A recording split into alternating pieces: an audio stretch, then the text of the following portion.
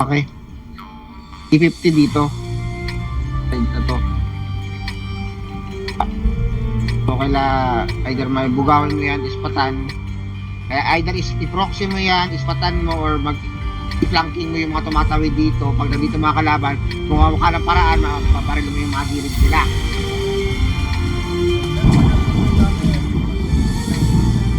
Oo. Basta ang role mo, makatipoy ka na makatipoy dyan. Pag may mga sniper dito, ipoproxy mo sa ilalim.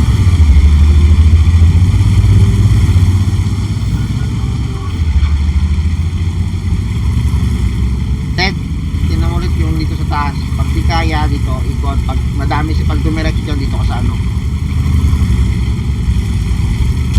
Pero, pagkakalaban natin lahat dito sa taas, lahat tayo bababa dito, ha? Pero, malinaw. Clear. Sabi.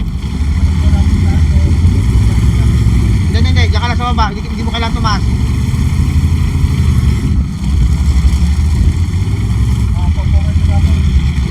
Hindi pa. Wala pang spotting. Wala ka na ispatan dyan. Up, dead. Tandahan. Ako sa may bato, sir. Pastak na ako dito. Diretso ko pa ba, sir? Ayun, no? Wag na. Ipit ka na. Abante 60 TV, sila papalapitin natin.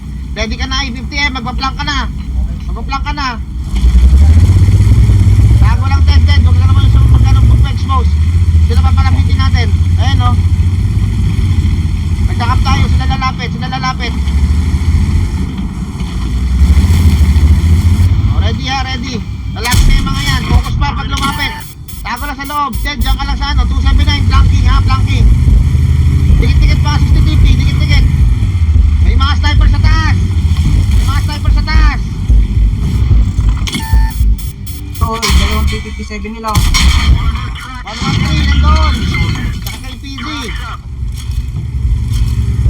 Kap lang, pasok sa kap. I-action nyo yung mga ano nyo. Ayun na yung escong. Wala, di makapel ang mga tanga.